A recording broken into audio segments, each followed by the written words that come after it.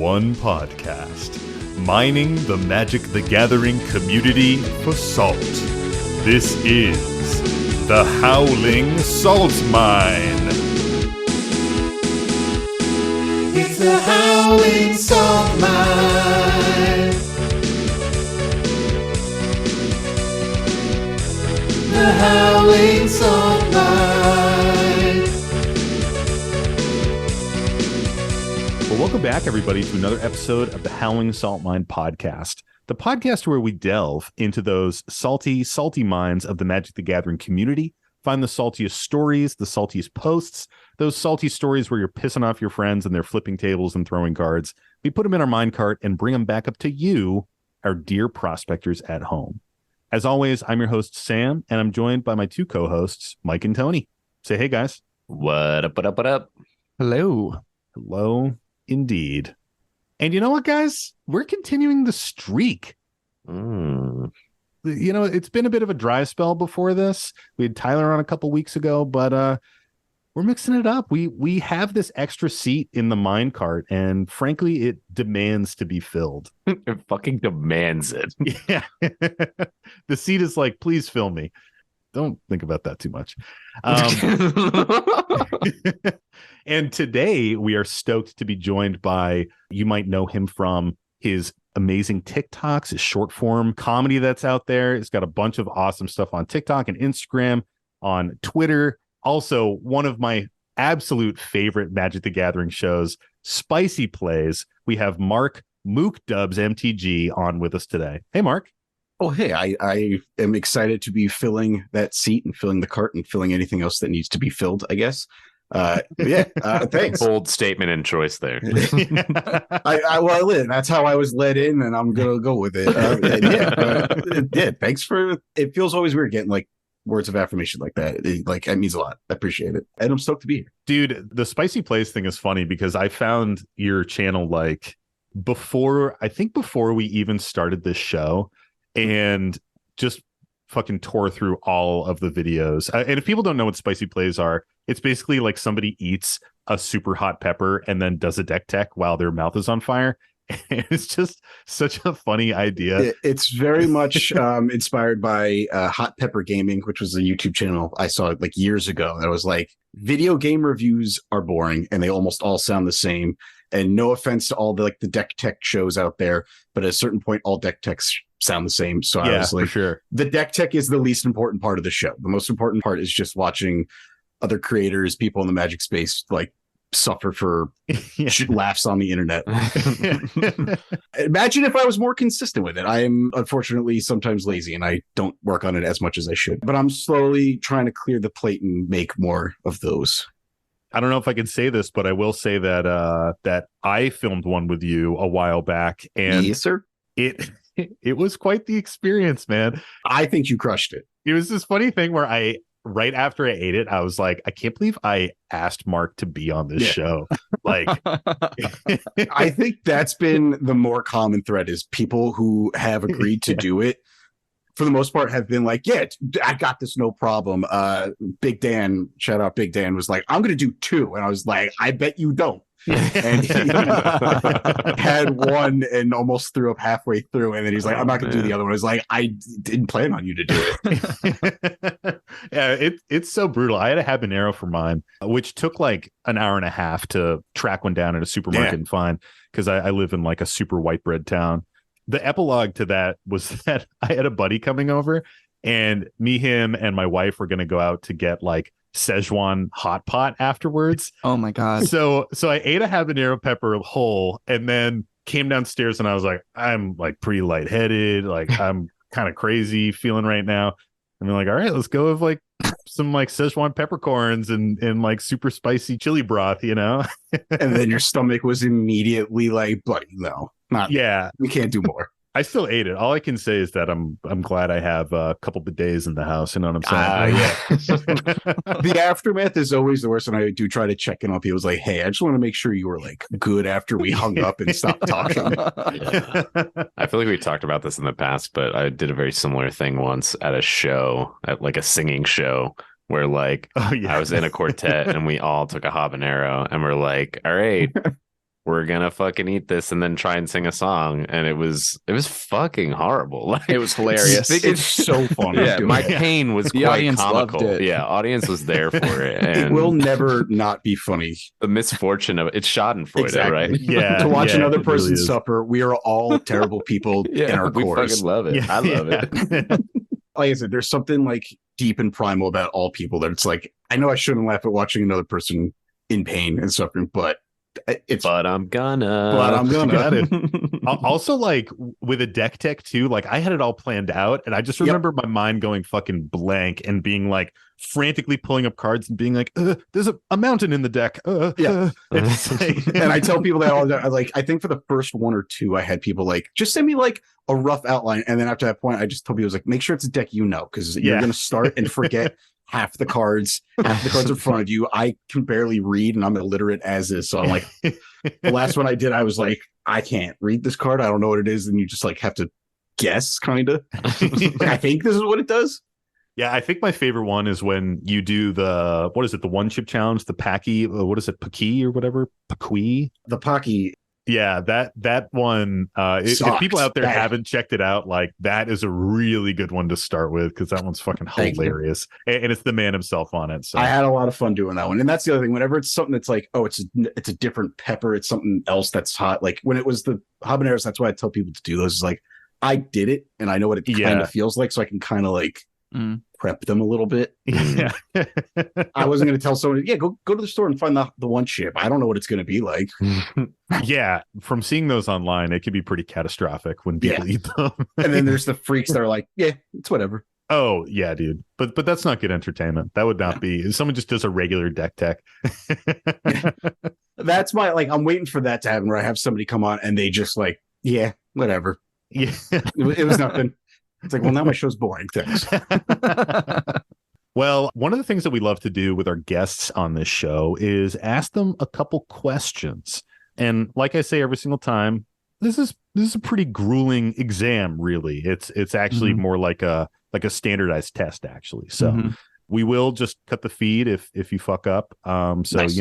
no pressure, but Yeah, also don't make me look stupid. All right. I do that enough on my own. Please don't make it worse. the first question that we like to ask everybody is, how did you get into Magic?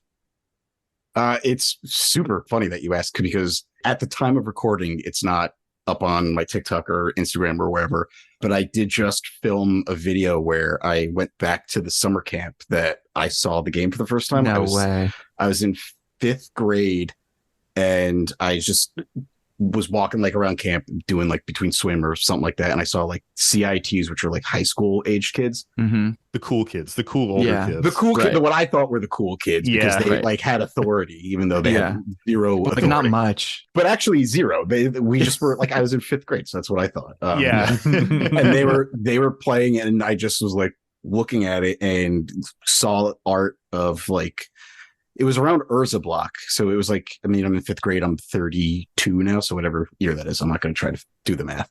I remember that because that's when I went to the store and saw it. But so they were playing like Urza blocks, but I remember like Survival of the Fittest and all those kind of cards. Went to the store, bought like, I think because Mercadian Mask was the first set I played from, bought a pre-constructed deck, had no idea what I was doing, played the game wrong for like years. We still play the game wrong. I was just gonna say still do. And I played like up to like Kamigawa, like OG Kamigawa, nice. but showed up to camp one day with my cards and nobody played anymore. So I sold them all, sold like everything Oh. to a kid for like $200, I thought you were $150. gonna say like 5 sticks of gum or something. Like, Yeah, I Yeah. mean, I made money, so Essentially. I'm a kid. I'm like, I'm gonna go buy video games Oh because hell that's- yeah. I can do that, but I try not to think about what was in those boxes. I don't think I had. I at least tell myself I didn't have anything crazy in it. And then I picked the game back up during COVID, like I think a lot of people did. Just buddy hit me up. He's like, "You want to play Magic?" And I was like, "Sure." There's nothing else to do. yeah. And he was like, "Yeah, do you want to like try Commander?" And I was like, "What the fuck's Commander?" And he sent me like, I think he either sent me game nights or like a gameplay show. And I was like, oh, it's multiplayer. Because we were doing faux multiplayer as kids just so we could all play together. Yeah, hell yeah. I love that era of kitchen table, like or camp table magic. Magic. It is. We threw Mana Burn out the window when we were kids. So like and then I said something was like ahead of your time. Yeah, and then my buddy was like, "Dude, Mana Burn's not a thing anymore." I was like, "Oh, we knew that was a stupid mechanic." Yes, and then in our play group was Tori of the Vest of Scry Babies, and she was already kind of she wasn't doing Scry Babies yet. She was doing just her thing.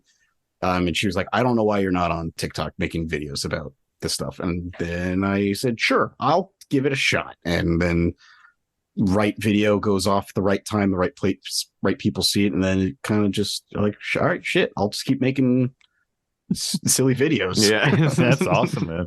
What was the video? Was there one that you're like, oh, that one just went? There's been a couple.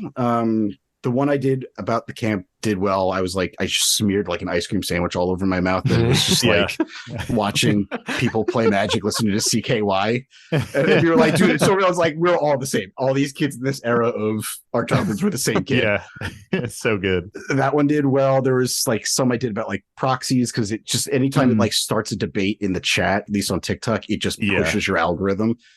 Things like that. I did like some video like people want to talk about proxies. Why don't you proxy up some bitches? And it, like that one like did well. Like so stuff like that always like anytime you can like I hate to say like every now and then I like egg on to like get some kind of argument going, but it's either a genuine conversation I try to get wrapped around like a joke, and then I'll do like other responses talking about it, or it's like a legitimate joke at the expense of an archetype, a certain player, a certain type of player, something like that.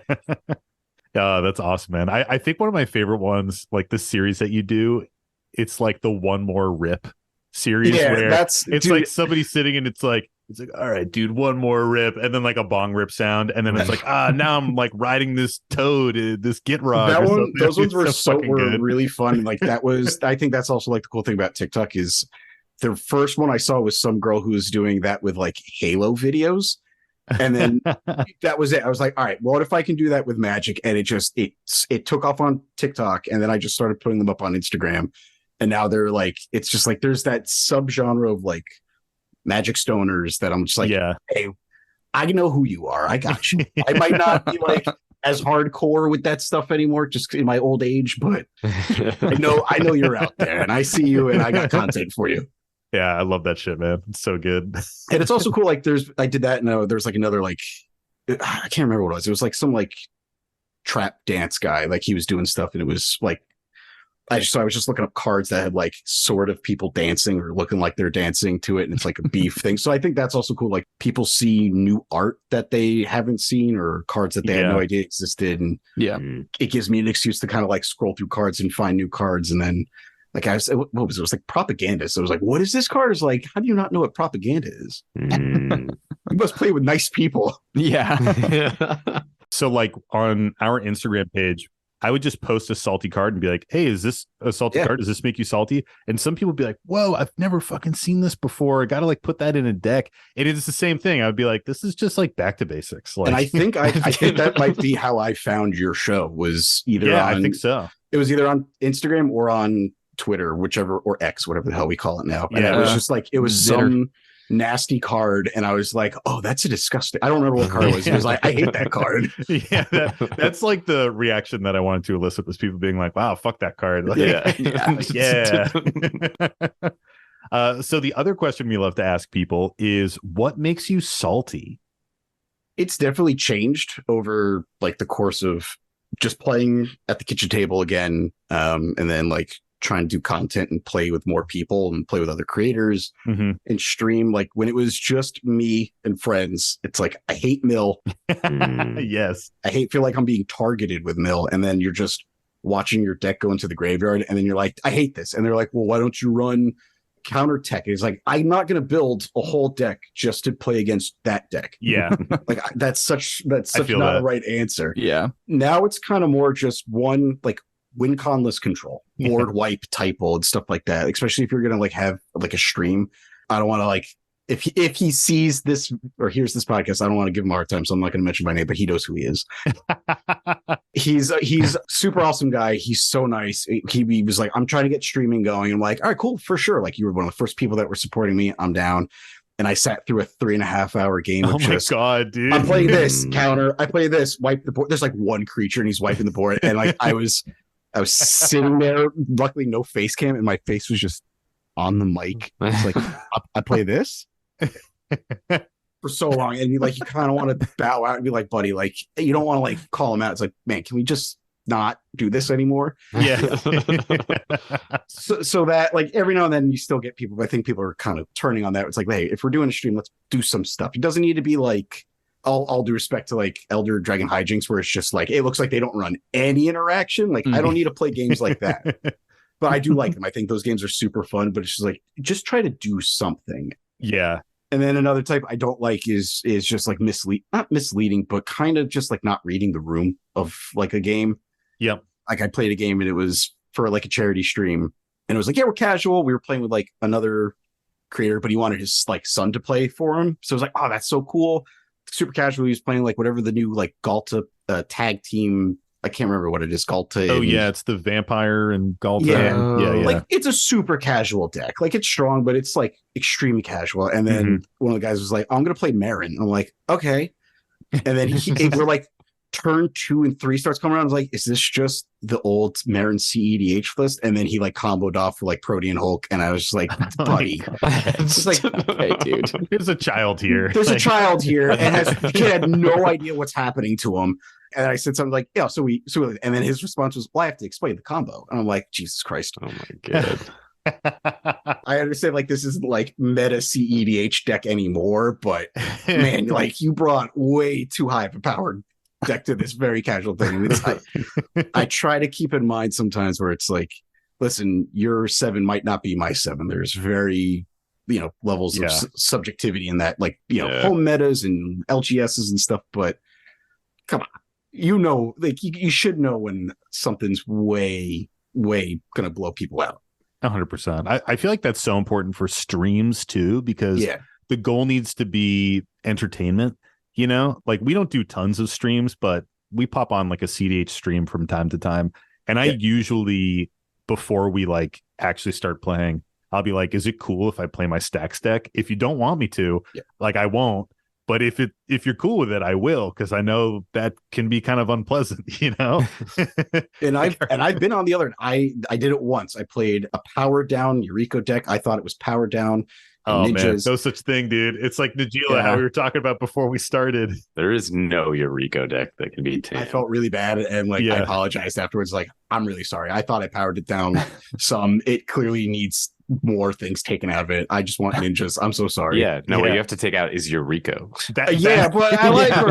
I like her. She's so cool. That's how you power it down. Honestly, you don't fucking run Yuriko. That literally is the way to power down a Yuriko deck, is you cannot play Yuriko. I should just do Tetsuo Umezawa, because especially since I have the Yoji Shinkawa art one, like I should just that. Nice. But then I just look at Yuriko and I'm like, but this deck's so cool. Yeah, I want to put cards in my hand, It's that constant struggle of like, no, I can make it fun and not super powerful. Yeah.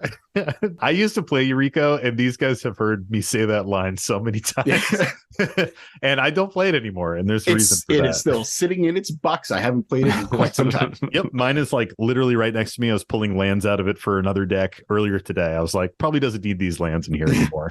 I liked it better when it was a CDH deck, honestly. Honestly, it was fun when I played it in CDH, but the problem was that the new Kamigawa set came out, and I was like, there's some cool ninjas that I want. That's my thing. I just want the ninjas. And they're not quite CDH playable, but even for like high power casual, it just melts face. Like, because the difference between a high power Yuriko deck and a CDH Yuriko deck is like 10 cards. It's like it's very small. Yeah. Going back to like when I started playing, it gives me an excuse to run Tidal Kraken, which was in the first deck I ever bought, which is just a super bad 6/6 unblockable that costs I think 9 mana. Yeah. The only reason it's in the deck is to flip it, and I go, hey, I like that card when I was a kid. I didn't know it was that bad. That's amazing. Well, I love that. I think you're the first guest to come on and say that they dislike a specific mechanic, which was mill. And I totally agree. Mill fucking sucks, dude. Mill sucks. I've gotten better because I was told several times by a couple friends, like, I'm no better. I play wheels with Nekusar, and you're no better. And then I'm like, no, but you get cards back. They're not just going in the yard. You get them back. You get new cards. And they're like, it's not that much different. I'm like, fair. So I try to be more tolerant of you Mill players, but you win conless control. No, still not a fan. Yeah. I agreed. Yeah, that is I rough. feel like I always have a graveyard deck with me. Because I like those kinds of decks, but for those, that's how I counter it. It's by I'm playing by having a graveyard deck that's like, okay, you're just filling me up. Like, let's fucking go. I'm gonna fucking crush you with this as soon as you give me the chance. Like, so true. Yeah, Nick in our pod plays a Bruvac deck every once in a while. And pretty much without fail, those mills are going at Tony almost every single time. Yeah. And I think it's because Tony has a little bit of graveyard synergy. And then Nick is like, all right, it's a race to the bottom. Like, let's do it. Yeah, my buddy had this like weird Patron of the Moon deck. Like, I just never understood how it worked. But it always ended up with several of like Ruin Crab and all the other mill crabs out. And he's like, mill 2, mill 6. And I'm like, I'm just gonna are you gonna beat me? Can you just beat me? I don't have any graveyard recursion in this deck. I have some mill decks that I play, but mill is never the main win con. It just is like kind of a disruption sort of thing. Like a means to an end. Yeah, exactly. Like Anawan, you mill and then you can draw some cards, and that's really it. But the milling is nice, but it's like I don't have any big synergy with that or anything. Hey, self mill, you want to mill yourself into the graveyard, stuff like that, get stuff out of the yard, all for it. You mill me, I'm immediately looking at my graveyard just fill up, and I'm not happy. Yeah, but I wanted to play those cards. I wanted to play that, and then you get to that point where it's like, big mill, you're like, I would have loved that. That would have stopped this from happening. Yeah, that would have been nice 100%. Yeah, that you start just asking all those questions. If only I had that. Well, sweet. Well, shall we get into it, guys? This is like the amuse-bouche. We're talking about a little bit of salt here, but I crave more, you know? My cholesterol isn't high enough. Give me more. but Sam, what's salt? Ooh, great question, Tony. Thank you. Salt is frustration in the game, as we like to say on this show. It's really anything from a very minor offense to like table flipping rage. Salt kind of captures all of that. It's an umbrella term, quite frankly. I think a lot of people say like, I don't get salty. And then you're like, yeah, but what if a player does this? They're like, well, that's annoying. And I'm like, okay, so you do get salty. Like you just think that salty is somebody rage quitting, but there's so much more to that. Yeah, it's a spectrum. Maybe you're just getting a little bit quiet at the table and having a little less fun, kind of starting to get sulky, you know? Maybe you just start targeting somebody because they've been targeting you the whole time and you got to pay that salt back a little bit. Maybe you throw a card every once in a while, but hopefully not at somebody. None of us are doing that. But if you do, I hope it's at least a Blightsteel. Yeah. Make it a Blightsteel at least. and hopefully you cast Fling and you're really just a little Blightsteel. Why are you guys hating on the boy? He's just a little guy. Little mana cost, little shoulders. Yeah. Listen, I got him onto the field for free. Why are you guys all upset about it? He's just a little guy. He's just a little guy. My power is small. My toughness is small. My hands are small. My features are small. If people know Portlandia, there's this Portlandia sketch about being a little guy. And It's so good. I think about it like daily. And Mike and I quote it to each other like every single time we hang out. Very good. Highly recommended. But yeah, we're going to be talking about salt today. And we got 3 beautiful salty stories that we're going to be sharing with everybody and getting some of that extra spicy salt that Mark is bringing. Yeah. Shall we get into it? Hell yeah. I'm down. Let's fucking do it. All right. Our first post comes to us from Reddit. We're going to kick it off with the EDH subreddit here. And this one comes to us from user Technical Knee 7031. If you guys ever see user Technical Knee 7031 around the subreddits, give an upvote. You know the drill. Spread that goodwill. And the post is titled Bad Commander Night Experience. Did I just get unlucky? And it goes. Hey, besties. Smiley face. Thanks for reading the smiley face.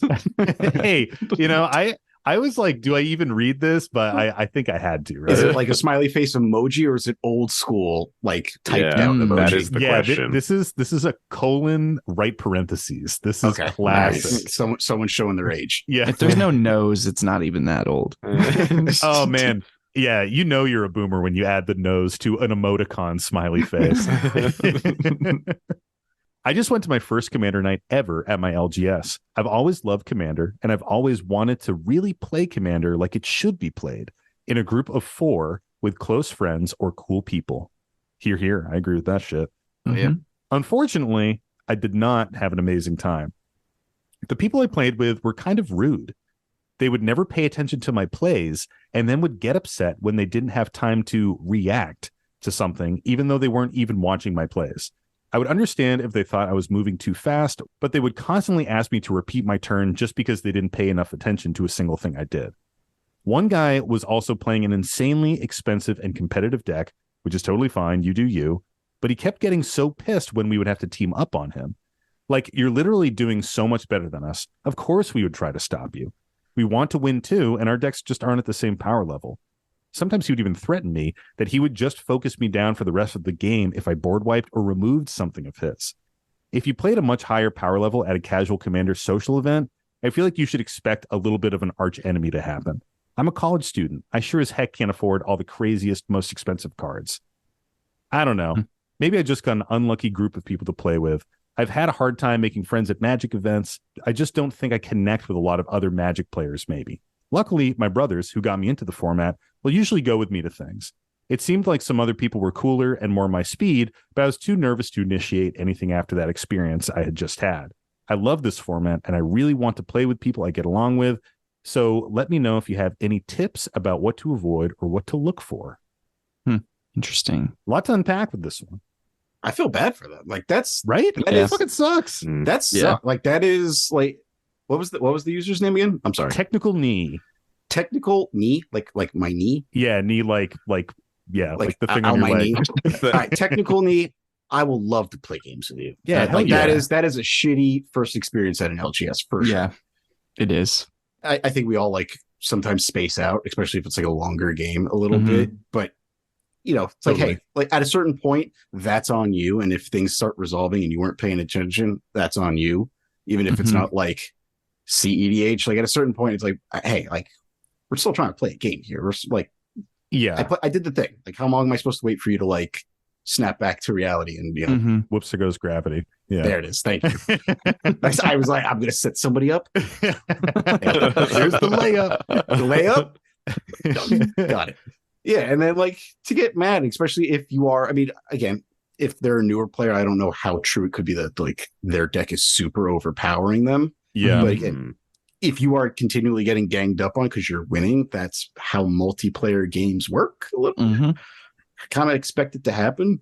Yep, 100%. The first thing here with people not paying attention to what you're doing on your turn, I think that there's like a little bit of grace there. Like you said, Mark, in a longer game, maybe there are some things that you miss, or maybe you get a little distracted, like whatever is going on. But to have that be like a constant thing in a game, it's like, do you guys even really want to be playing this? Yeah. Because we don't have to play this game if you just truly do not give a shit. Like, that's fine. I'll do something else. I'll play with people who do care.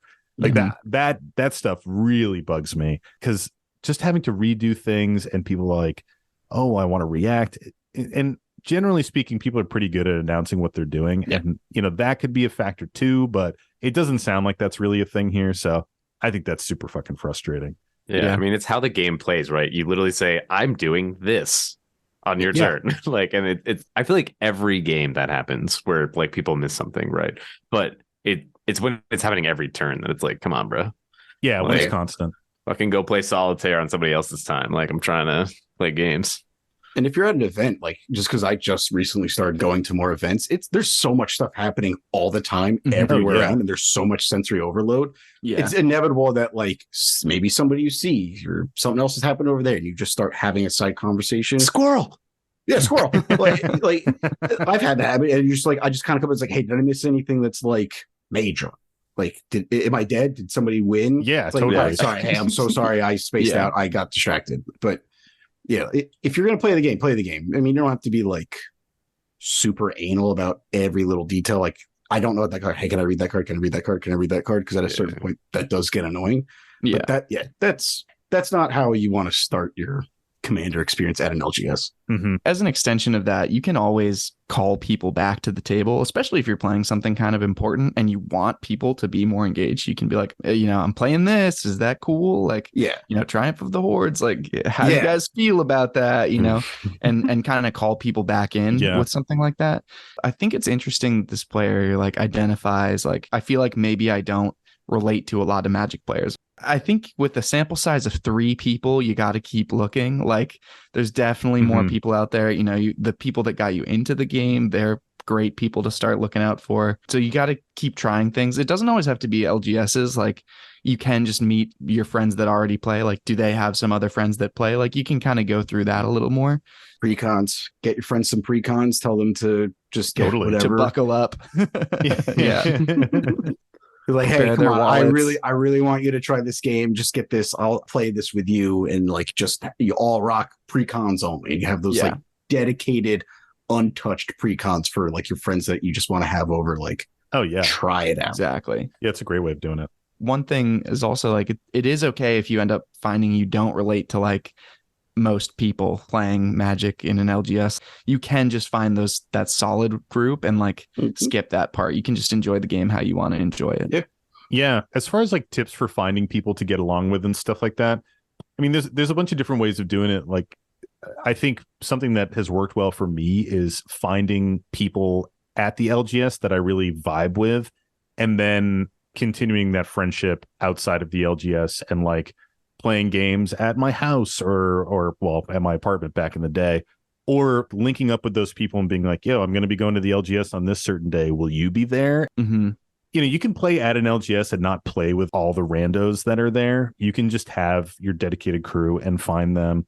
But I think it's kind of a natural thing that you eventually will just play against enough people that at some point it's just going to hit. Like, I think we've all been in pods where you play against a random person, you're just like, oh man, this person's energy is super cool. They're really chill. They're cracking jokes with me. Like, this is the exact vibe that I want. Whenever you find that, just be like, hey, I'd love to play games again with you. Do you have like a Discord name? Do you get something like that? Like, let's sync up and make sure we get games again in the future.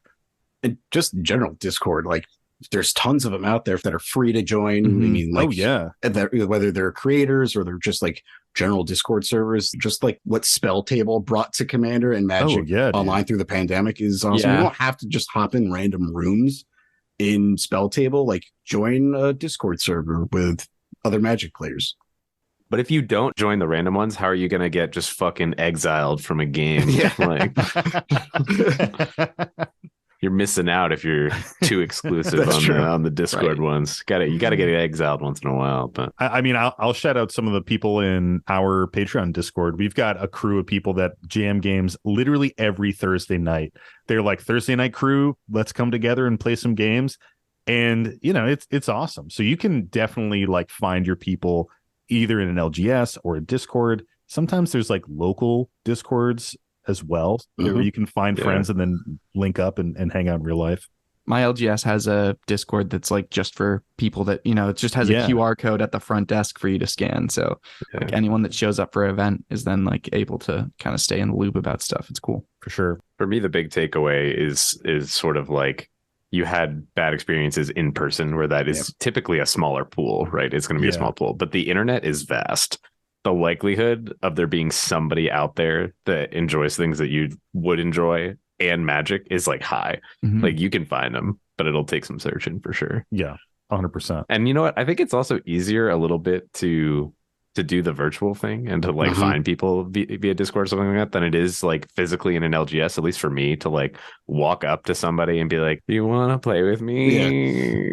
I'm just bad at it. I'm if like, you're doing that, dude, it feels easy. If you say it that way, it's very off-putting, actually. I mean, that was like what the first time I went to like the first convention I went to, and there was like, you could just go up to the guy and like, I'll put you in a pod. I was like, thank God, I don't want to have to like find an open spot. Just tell me where to go, sir. Tell me where the friends are. Tell me the where potential friends my are. new friends are. Honestly, that is a really good piece of advice right there, which is the vast majority of other Magic players out there are feeling just as awkward as you are. Yep. And like, if you're like, hey, do you want to play with me? The majority of people will be like, oh yeah, I've been waiting for someone to ask me that. Like, I feel like if you just put yourself out there a little bit, generally speaking, you're going to get some pretty good reception there. Yeah, that is an unlucky, not good first experience. That is kind of like what you hate to see, because that's your line. But in the good way, that's your line. So it should just go up. Should go up after that. Yeah. Also, if you're in college, like see if any of the other people at your school play. Like often schools have like a Magic club of some kind that you can get some. There's just like a dark cave somewhere on the campus that you'll like, see the Magic players gathering. Yeah. Some basement that's like half like lab and also half like open room that you can just zero ventilation to get the true experience. Oh hell yeah, dude! You gotta build up a good. Gotta be musty. Gotta be musty. What do we think about the salt rating on this one? Is salt fair? I mean, it's salt on the other people's part, like to get all upset that if you brought an overpowered deck and you're getting upset that people are like tag teaming on you. Oh yeah, right. I mean, I think that this is super high salt. I think that our friend Technical Knee here is taking this all pretty good in stride with a decent attitude. But if this shit was happening to me, or if I was seeing this shit go down, where people were not paying attention to the game, especially with a new player, or like pub stomping and like whining when you have any sort of retaliation. Like these are kind of classic things that are rude and will definitely make somebody salty. So, I mean, for this stuff to happen to a new player and kind of have them question, like if they want to keep playing Magic even a little bit, like to me, that's high salt. I think anything that pushes somebody out of the hobby, which in my experience is generally very welcoming and awesome, for sure, that just sucks, you know? Yeah, I get upset by this. The poster isn't very upset, but I'm upset because of like the situation I'm upset for them. So I'm salty, but they seem fine. So that's good, at least. Yeah, they have a good attitude. I will say, like, when I reached out to this person, I was like, hey, can I use this on the podcast? They were like, well, I'm not really that salty. And I was like, yeah, no, I feel that for sure. But like this situation still sucks. Right. Oh, so we got a user informed salt score here. Yeah. Not that salty. Okay, great. Well, another one. Let's do it. Let's move on to another.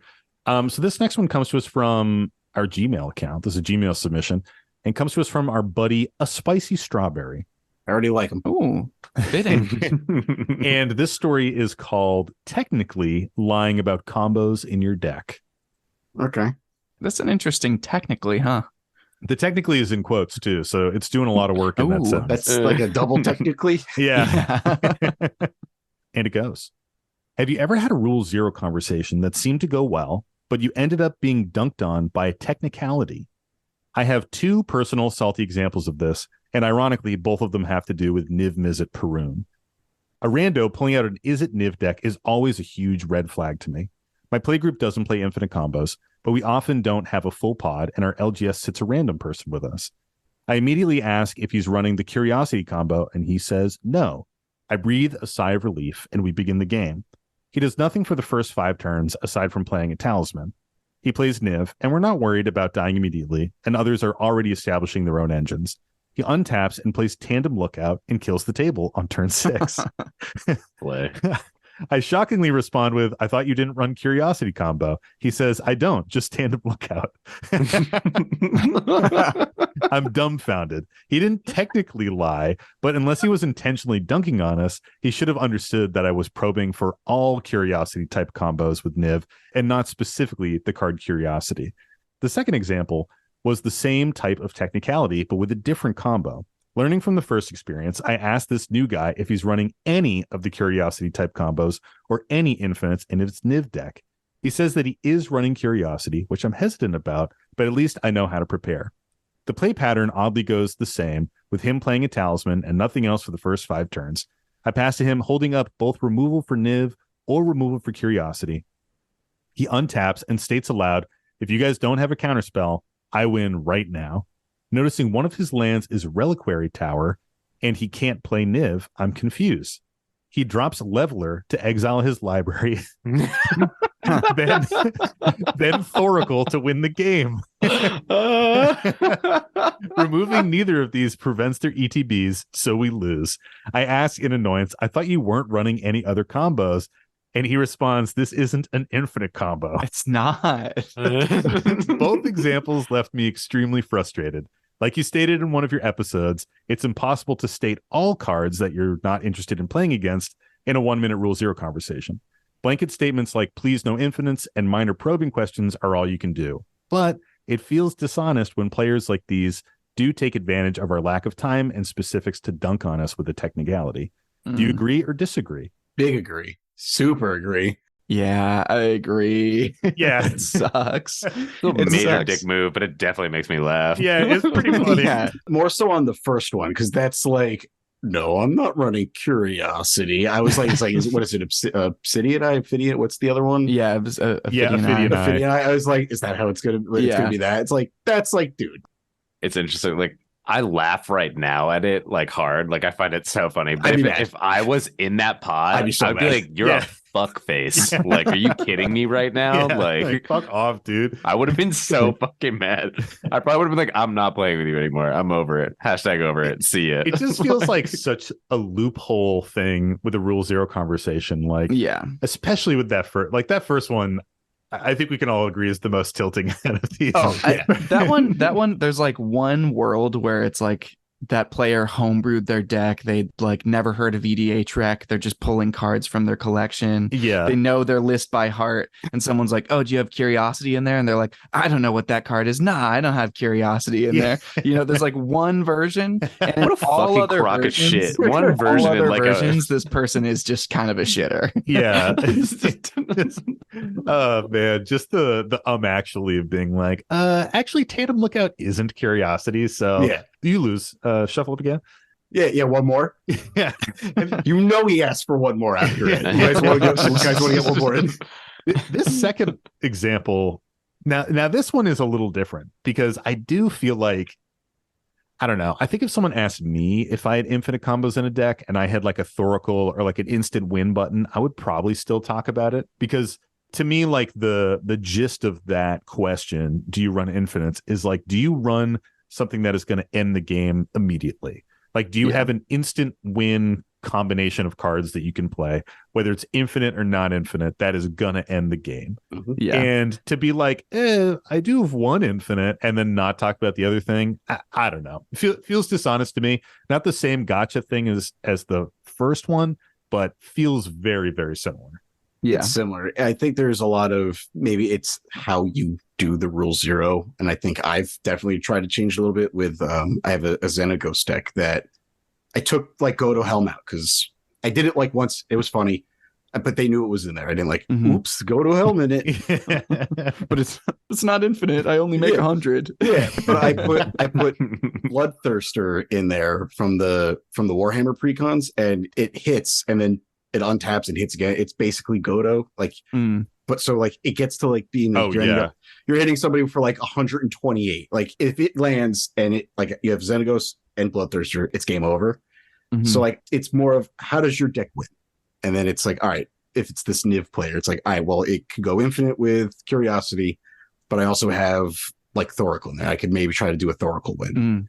Like that's a little bit on.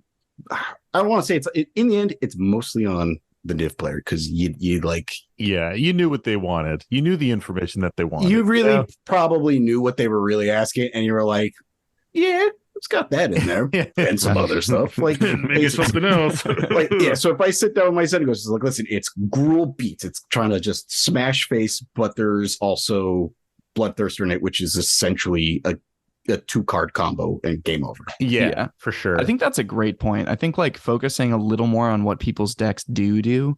Yeah, rather than like trying to find Mike. Oh no. I think rather than derailed. Sorry, derailed. I derailed myself. Yeah, That's you awful. walked into that one, man. You walked into doo-doo. Gross. Yeah, walked into doo-doo. Trying to focus on like what people's decks are actually doing as opposed to not doing is just a little easier way to get at that information. Like if someone says, oh, I'm trying to assemble a 2-card Thoracle combo, or like, oh, I'm trying to play Kinnan and value out huge fatties on turn 2, like you can get a better sense of what it's going for, rather than having this like laundry shopping list of like, oh, do you have infinites? I'd prefer if you didn't. Like, oh, do you have counter spells? I don't want those. Like, oh, do you run a lot of board wipes? Don't play those against me. You know, like you can't really do that, but you can check in on what people are playing. And honestly, you don't even need to do like the whole, I have Thoracle and it's going to win either Thoracle with this, Thoracle with that, or this, and like you list off everything. You could just say, listen, I could win via like a curiosity because it's Niv Mizzet. I also have Thoracle to try to win a Thoracle. You know, like you could just leave it at that. Yeah. That way they can kind of at least expect some kind of Thoracle route. Like you have that ability to do that. Yeah. Instead of just assuming that, oh, you're in that kind of a deck that does that.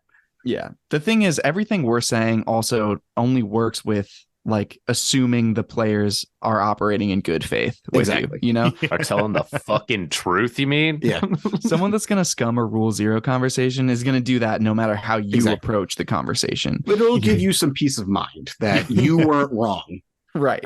Yeah, that is so true. There's like, with some people, there's no way you can ask that question where you're gonna get an honest response. Like even if you were like, do you have any infinite combos? Do you win with Thoracle?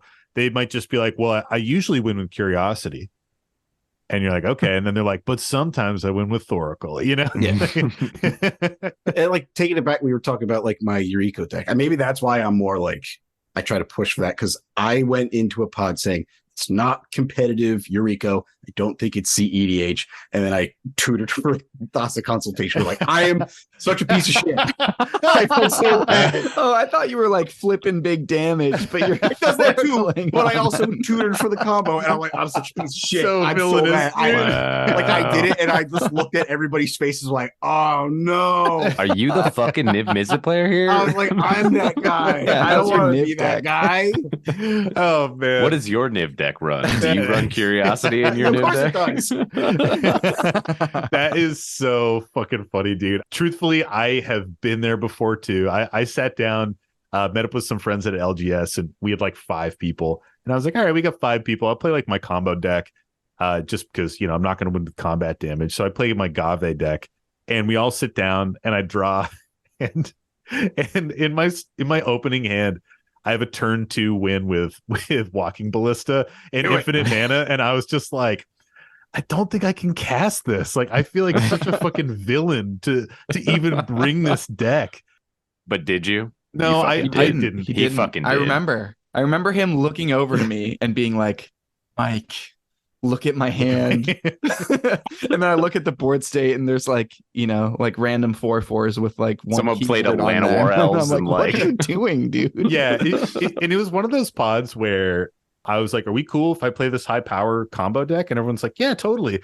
And some person's like, yeah, but I'm insisting on playing this like $30 budget deck. And I was like, That's on them. all right, yeah, That's on you. exactly. That's on them. But at the same time, I'm like, oh man, I feel weird now. And then to get that perfect draw that I've literally never seen with that deck in the entire many years I've played it, I was like, holy shit, I have a turn 2 win here. I cannot do this, like, because then they're just going to make a 4-person pod and I won't be in it. Yeah, especially stakes are high in a 5-person pod. Who's getting voted out? Yeah, exactly. The first person to get knocked out, then it's just a normal game. It's the college smash rules. Whoever loses first is knocked out. Yeah, exactly, dude. Exactly. What do we think about the salt rating here on this one? It's fucking high as fuck. Yeah, I'll say pretty I high. normally don't It's go high. first. Like, fuck that guy. I hate people that do that, and it happens too frequently. You're ruining the games for everybody. You might think you're sneaky and cool and funny. I'm not laughing. I Yeah. fucking hate you. Like I said, I think everybody has their moment where they see the villain, or like me, realize that they were the villain, and it changes you, hopefully for the better. And you realize I should be more upfront with what this deck does, how it does it. You don't need it like, here's my Mox field. Be like, you don't need to show them the link. But yeah, exactly. Right. Yeah. if someone says, do you run Curiosity? Don't be like, Technically, no. Not really. Not really. This motherfucker has not changed at all. He did it once and then he did it again. No, it's different. It was different guy, Niv right? players. It's two players. It's just Niv players. Yeah, it's just something about those Niv players. Just the Niv players. But I would say if someone does this and doesn't immediately like feel bad visibly to you, like if they're not They're like evil. apologetic, like you don't need to play more games with Don't them, 'cause shuffle that up kind of again. indicates what you're getting. Do not shuffle it up again. Yeah, I mean, I agree with everything you guys are saying. This is super high salt for me. I think if you want to be the kind of player that does technicalities and stuff like that, Rule 0 is not the time to do it. The time to pull that shit out is when you're doing table politics. Mhm. Like that is when like letter of the law technicalities with like deal making and shit like that. That's when you can be a little bit cheeky and you know maybe stretch that social credit a little bit and be like, well, technically I am attacking this opponent, but I'm also killing you right now. You know, like that's the moment for that kind of shit. Don't do that with Rule 0. Yeah, thanks for telling him, Sam. I endorse it. Well, what say we guys? How about one more?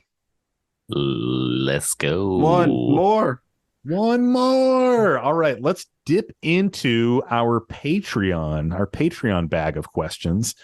This one comes to us from our buddy Accidental TPK, Hell yeah. a mainstay on the show. Accidental TPK gets into a lot of salty situations. And this post is titled Confession Time, Getting Salty Over a Bad Deal and a Misunderstanding. I feel like I'm about to be eating my words about technicalities. And the story goes, I was playing with my usual 4-player pod, playing a Hirobi Death's Whale deck, and my opponents were playing Kibo, Ryami, and Gluntch. Lunch. Around turn 6, Kibo's looking pretty scary and is gunning to the Ryami player since he has a lot of commander damage on him. And Ryami has haste, trample, flying, and first strike. Ryami is the Sultai, like keyword soup vampire commander. It's like a classic from the old days. I want to keep up a good board state, and I have a labyrinth of Skophos on the battlefield ready if needed. I propose to the Kibo player that if he attacks the Ryami player with Kibo, who is a 12/12 at this point, that I will pump him with my sack artifacts. He agrees, and I sack 3 treasures to cast a creature and end my turn. Then the Kibo player takes their turn and swings Kibo at me. Swings Kibo at me for 18/18 with trample. What the hell? I asked him why he was going back on the deal he made with me, and he said, I attacked Ryami. That was our deal. I pointed out that I would have had the mana to pull Kibo out of combat with the Labyrinth of Skophos and would have survived. And he said, you never said that it had to be Kibo. Why would I make a deal with you where I take out my one way to survive Kibo by pumping him up if I thought you would attack me with him? I could have cast a Roby on my next turn and made the game more favorable for myself, as I had a Nefeshu on the board. And at this point, I was just mad about the whole situation, and Kibo was commanding enough board state, so we chalked it up as a misunderstanding, and I just took the L. Ryami lives and does jack on their turn, then Gluntch board wipes. You gotta be fucking kidding me. The Gluntch player vapes. Fuck yeah. Fucking get it, dude. Vape life. So she steps outside for a minute and has me take over her hand while she was gone. Luckily, This is board wipes. Leaves. That's such an epic play. That's Oh my Gluntch, baby. God. I'm gonna wipe the board. I'm gonna go get high. Yeah. That's such a like cool girls don't look at explosions moment. Damn. Oh man, she has me take over her hand while she's gone. Luckily, she had a shit ton of answers for either player, all while Gluntch is getting massive. She ended up taking the game after a couple turns. I know deals can be broken, but this misunderstanding left me with a bad taste in my mouth. Even though it was resolved, it might be a while before I trust that player with deals again. Mike, you have a lot of experience breaking deals. I How do you don't feel know. about this I one? don't know what you're talking about. I have one recent experience. So you think this is okay? You think this is cool, Mike? No, I mean, no, I don't think this is okay.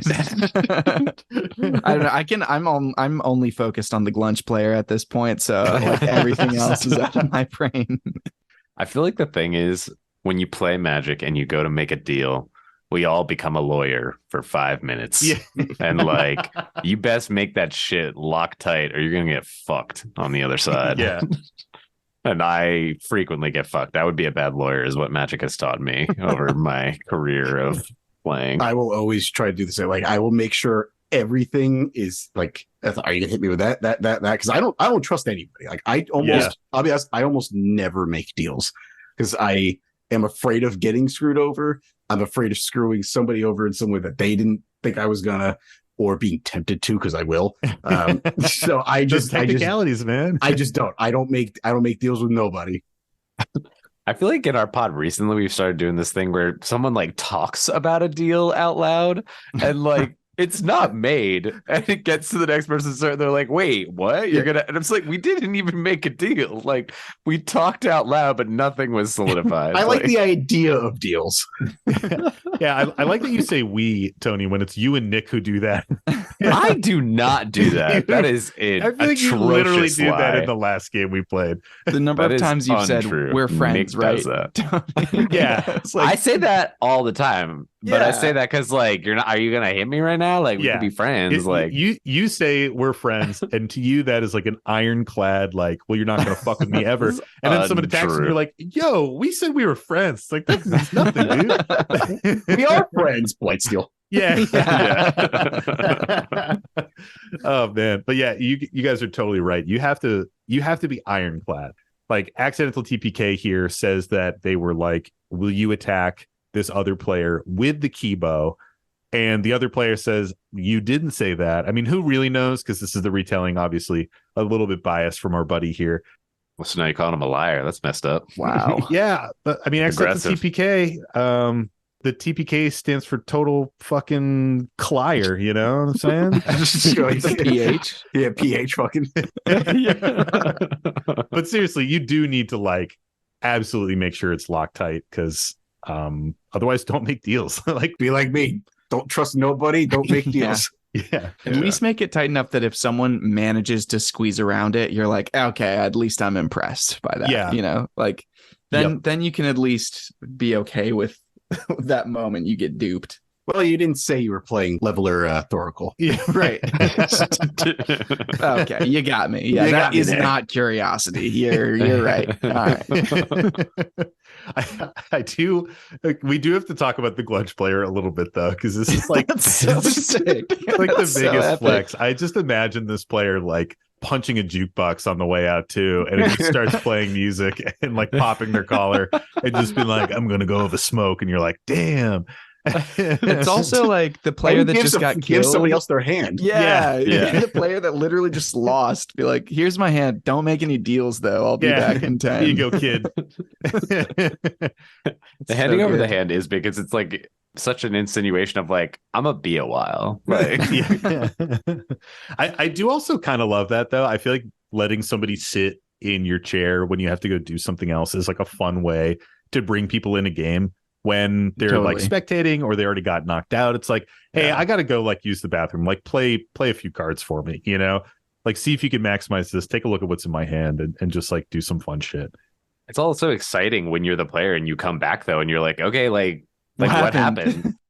And you either get to dunk on them for doing shit, or you get to be like, yo, you like fucking accelerated my board state, like let's go. It's hype either way. Like It's the real friend test. Yeah, it totally is. Like, don't fuck me over, dude. Especially if there's like a Zurin orb on the field, man, and you can just sack all permanents. Like, Yeah, did I just get mind slavered? yeah. Yeah, like the Kibo player isn't going to be like, hey, take my hand for a couple turns. Right. Yeah. You're like, oh yeah, sweet. Sacrifice Kibo. And all my bananas. Stack all your treasures, float mana, don't do anything with it. Now that I'm in control, just concede. Yeah, it's like the ultimate mind slaver turn. The real play is you give your hand to somebody and then somebody else mind slaves them. Oh, And then man. they take their True turn. life. Now your hand is 2 people removed from you. Yeah, then you just go on the longest vape break possible. Yeah. You're just like, I'm not coming back. I need to get some milk from the store, guys. Yeah. Oh man, I can just imagine Gluntch with his little tentacles, like just ripping a vape. Oh man, I didn't know you were cool like that. Damn, Gluntch. Oh my god. What do we think about the salt rating on this one before we criminalize Gluntch any further? I'm tepid. It's kind of like it's it's like, yeah, man, like you didn't dot all the T's and cross all the I's in your deal. But Yep. I would do the same thing maybe if like approached with a deal. I would be like, oh, you said not to do that. We didn't talk about this. Yeah. But the next time that player comes in with the deal, it is going to be like you going to fuck me again? Like you did on that. You going to do one? this? Are you going to do that? Yeah. Yeah, I agree with you guys. I don't think this is like super salty. I think it's pretty average salt, It's just the kind of salt that you expect to get every once in a while. Every once in a while you expect to get that like super salty French fry out of your McDonald's fries, and you're like, whoa, like that one. All right, someone had a heavy hand with the salt shaker in there, but it happens from time to time. And I think it's a teachable moment, Yeah. This is one of those things where next time you're going to make sure your deal is ironclad. And honestly, I think that like when you do loophole those deals, when you do like use those technicalities and push through a deal like that, I think it's good practice to kind of point out how you're doing that and say like, this is the deal you said. I'm still abiding by that. Idiot. This is why you're fucking stupid. I mean, and I'm right. Like, and get good. I How about hate you. fucking get good? You don't want to be a jerk, but like sort of, because I think it is important that people know the types of deals they're throwing out there. And if you're like, yo, that deal was whack, and I took it because I knew I could be kind of shitty with it, like, Or just don't make deals. yeah. Don't trust that. Don't It is trust safe. anybody, Trust no one. not even yourself. Well, is it that time of the week? Oh man, Sure hope so. Let me double check. Yep. Yes, I believe it is that time of the week, Tony. Hell yeah. I like that one. That's good. But what time of the week is that, Sam? Thursday. Yeah, it's Thursday. Tony, what the fuck are you talking about? Right. You're a fuck. Absolutely yes. No, it's the type of the week where, well, let me not get ahead of myself. This type Oh my of the God. week comes every week. I like that this is getting This is longer the and longest longer. lead in. We just have to, it's the anticipation. there, Yeah. Mike. It's called showmanship. Yeah. They're squirming in their chairs with in excitement. They're like, I don't even know what to like. What is the time of the week? I don't even What fucking could this know. segment be? Bumping into the car in front of them on their commute to work right now. Like literally, slowly edging forward. I gets out of his car. What are you doing? It's the time of the week. I gotta know. What is the time of the week? It's the time of the week where we say, Mike, Mike. what's the salty card of the week? The salty card of the week this week is Lord, I was born a salty man, trying to cast my spells and doing the best I can. When it's time to rage scoop, I hope you'll understand that I was born a salty man. Ramblin' Man by the Allman Brothers. nice. Salty Man by Sam. Are you gonna like say Salt. that? And I'm just Names going of to the things now. say the song that I'm doing. That'll be the dismount. Nice. Well, this week it is Wake of Destruction. It sounds like something I wouldn't like. Yeah, Tony, you're gonna like this. It's not blue, so it's got that going for it. It is 3, Okay. 3, and 3 red, 6. And sorcery for destroy target land and all lands with the same name as that land. Oh, man. Yeah. So, Tony, how would this one make you feel? Whoa, we makes should me go with our fucking guest first, giddy. bro. What are you doing, Mike? Excuse me. All right, we'll go with Mike, lately you've been Dubs here really first. fucking up the salty card of the week segment. I gotta say. Wow. And here I was thanking you for songs last week, and now I'm just getting thrown under the bus. All right, never mind, Tony. I don't want to hear about how you feel about this. Mark, how do you feel? Oh, me? How do I feel? Yeah. That's a good sorry. thing we had the little diversion because I had to look up the card on Scryfall because I don't know any cards by name. Oh yeah. Next time you're using Google, it'll go faster. Yeah, but once you got to destroy land, I was like, well, I already don't love it. It's not the worst land destruction I've ever seen, but I am not a fan of like in casual play of land destruction. Mm-hmm. I was playing a game not that long ago. It hasn't aired yet. Mm-hmm. It's on a gameplay show.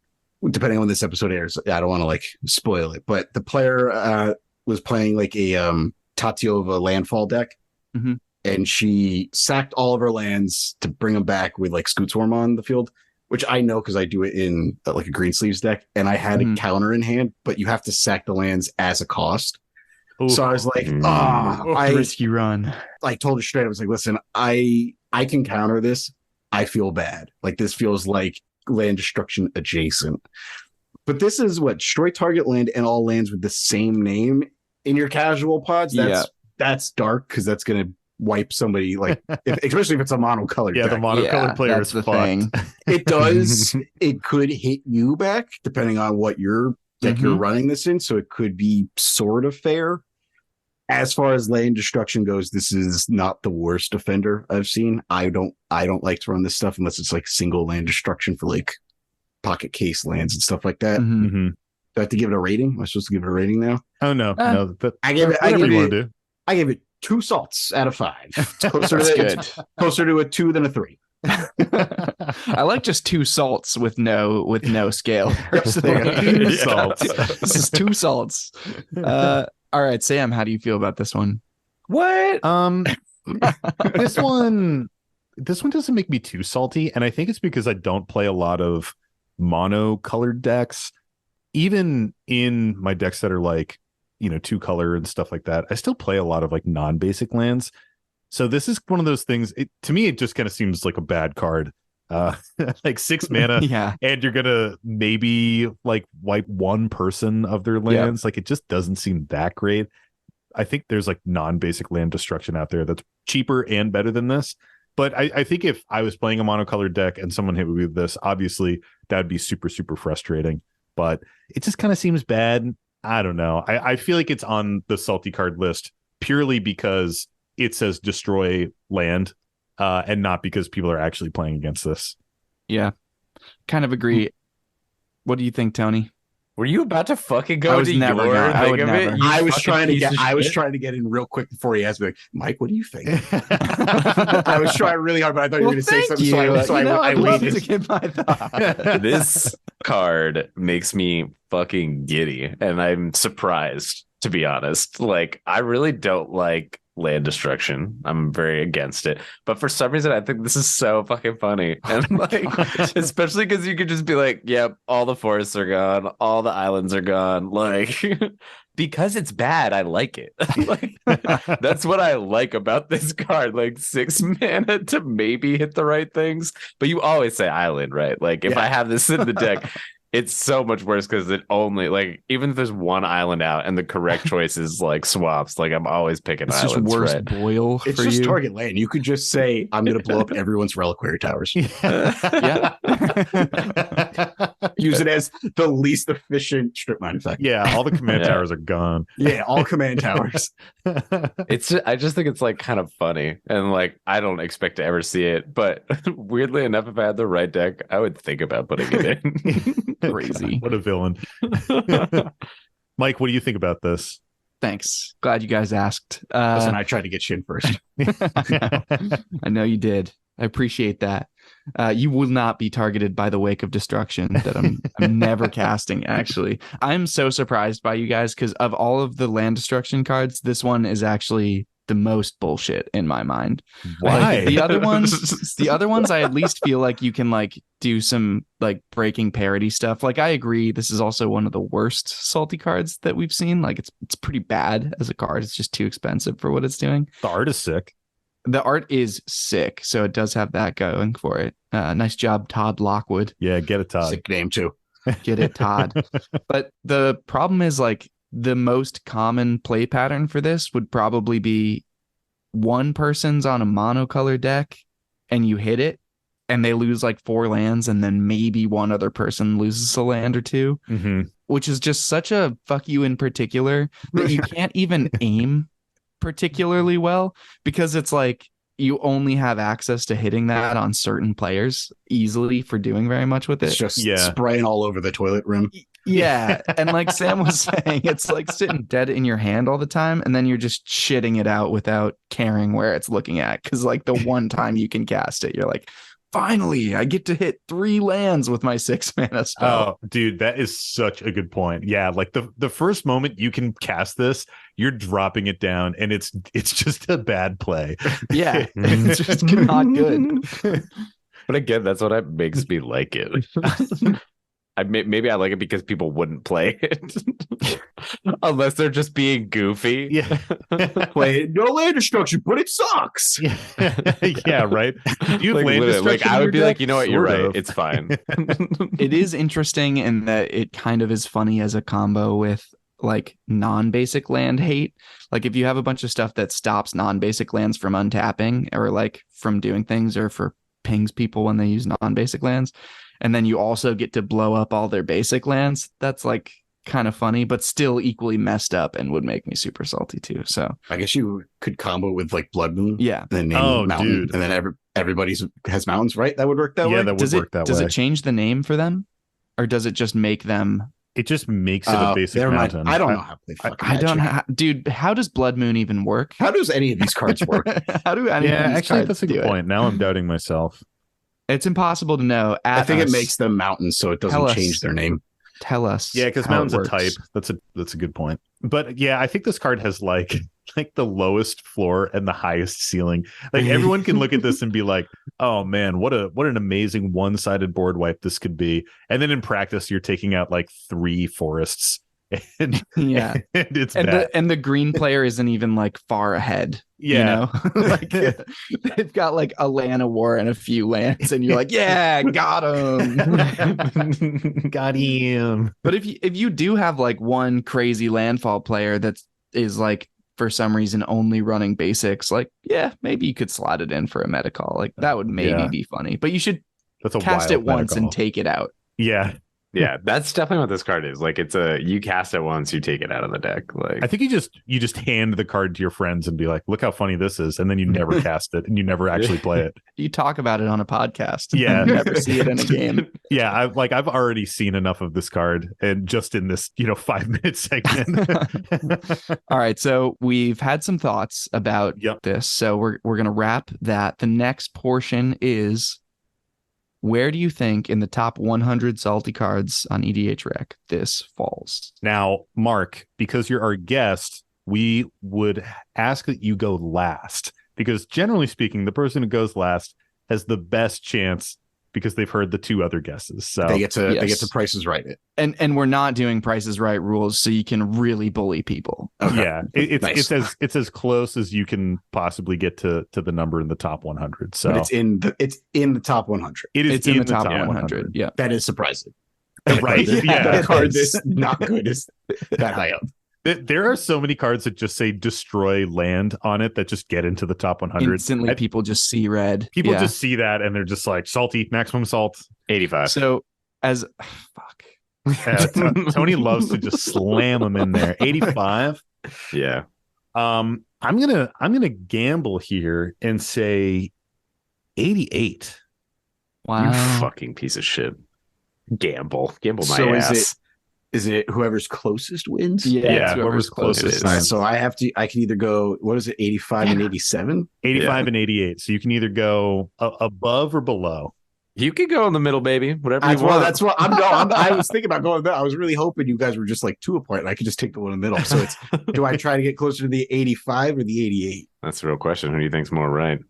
It's not that good. I'm gonna go with the 87. 87. I love it. Amazing. What a move. Amazing.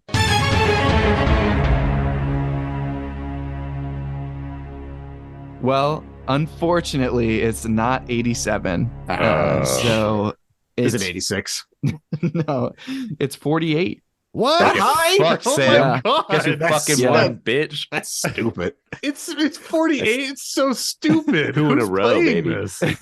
Every single person that's had this cast at them is immediately ranking at 1. Okay. This is on EDA track. I want to know how many decks this is in. Well, wait So before that's you the look, next, yeah. that was going to Oh, be the next okay. question. All right, I don't want to cheat.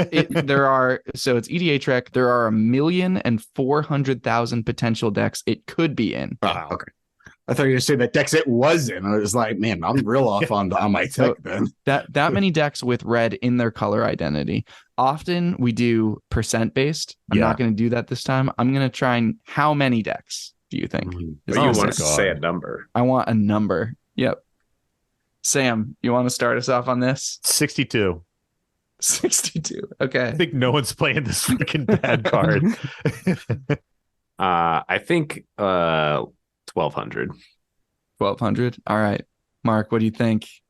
109. Tony takes it on the double. It's 1,527. That's so many. It's so many, dude. Yeah, but you're talking about like 1.4 million, right? Is what you just said? Yeah, it's still So 0% like- of There's 1,500 people out there that are stupid. that was in my mind. I was like, it's 0% for sure. The context I was thinking about it is that there are some bad commanders that have like 12 decks, in those millions of decks, there's 12 of them. So I was like, this card sucks. Like it can't possibly be more than 70, Well, it is. Too bad you're just a scrub. I don't know what to tell you. Yeah. Get good. Step up your tech. Hey, Why are you not running Wake of Destruction? Yeah. right? I really gotta step it up, man. Get that Todd Lockwood on lock.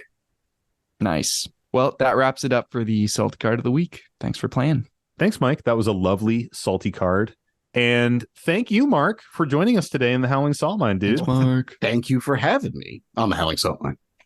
So where can we find you if people are craving more of that Mark content? I highly doubt that, but thank you for inferring it. You can find me mainly on TikTok. That's like my main hub. That's where I'll like respond to comments more, whether it be like in the comments or with videos and stuff like that. But I am on Instagram if you are anti-TikTok, because for whatever reason, I mostly just repost there, but I'm getting more active there. I am on Twitter as well, or X, whatever we call it these days. I'm also on YouTube, but that is as Spicy Play. It is the Hot Pepper Deck Tech Show. I've done 2. I will be doing a 3rd. I guess I'm spoiling now. I'll do the next Pocky One Chip. I've had other creators like MTG Bear and Play to Win did an episode. That's still my favorite episode. Those guys are awesome. It's a really good one. They chickened out too. They fucking spit out the pepper, man. They didn't even I think they were getting close to throwing it up. They do taste like shit. Yeah, they do taste bad. Like a raw habanero tastes not good. Upcoming guest host of our very good show right here, Sam, is doing do we want to say what deck you did? Yeah, I did my Togo Kesket deck. It was a ton of fun. That should hopefully come out in relative time to this if I am not lazy and I do the work I got to do. I'll be honest, like long form content is always like my Achilles heel, is just doing something that's like requires more work. Even though I do love it more, I like doing it more. It's always like the thing that I always find myself not doing the most of. Dude, I'm so much the opposite. Like it is unfathomable to me to have an entertaining 30 seconds. Like my brain does not work that way. I'm like, but I need a whole hour for them to learn my personality and fall in love with our jibber jabber and our dynamic. I love doing long form content. It's just like, I don't know if I always spread myself too thin and then I sit down to do it. I'm like, Armored Core. Elden Ring. Yeah, them's my main homes: TikTok, Twitter, Instagram. Hell yeah, dude. The occasional stream on Twitch, but I don't really. I do it when I feel like it, or when I want to try to do like a charity stream or something like that. Sick. And we'll have all of Mark's links down in the show notes. You guys can check them out. Personally, I love to watch your stuff on Instagram. Like 5 weeks after it appears on TikTok, because that's like how an adult. That's how Instagram and TikTok works. I'm always like, with my wife, I'm like, hey, check out this funny video, and she's like, yeah, I saw that like a month ago, and I'm like, oh. My wife's that she'd do that. Like I hear like an audience like, are you just getting to that sound? That's old me. Yeah. I'm like, this is so funny. Look at him go. It's an older model, but it checks out. I do try to like dual upload when I can. Like if it's something that makes sense to go up on both, whether it be like something using like an audio sound on TikTok, yeah, for sure. I will almost immediately upload it to Instagram as well. But a lot of times it's just like old things I posted to TikTok already that are like, oh, I never posted this there. I should put up this unhinged video. I love it, dude. Well, sweet. Thanks again for coming on the show today. Thanks again for having me. It was a joy. And to the prospectors out there, if you want more Howling Salt Mine content, check us out on our Patreon, patreon.com/Howling Salt Mine.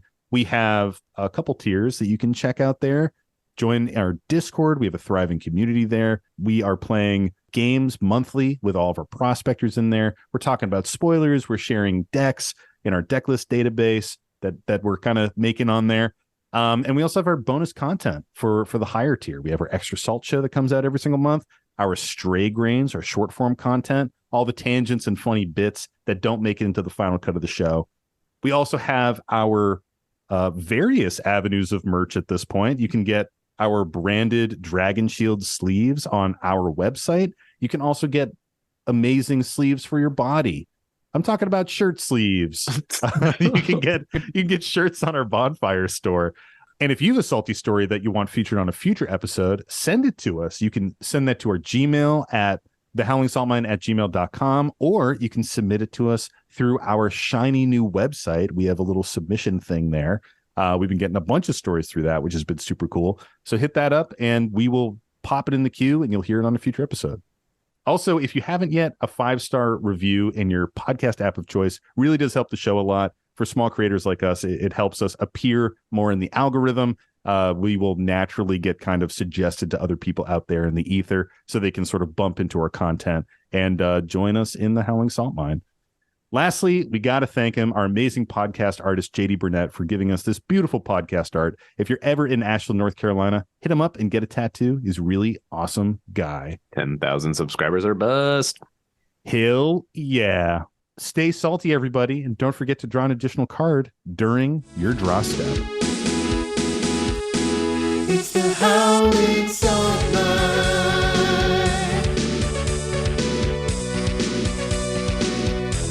The Howling Salt Mine. So hit that up, and we will pop it in the queue, and you'll hear it on a future episode, as long as it's good.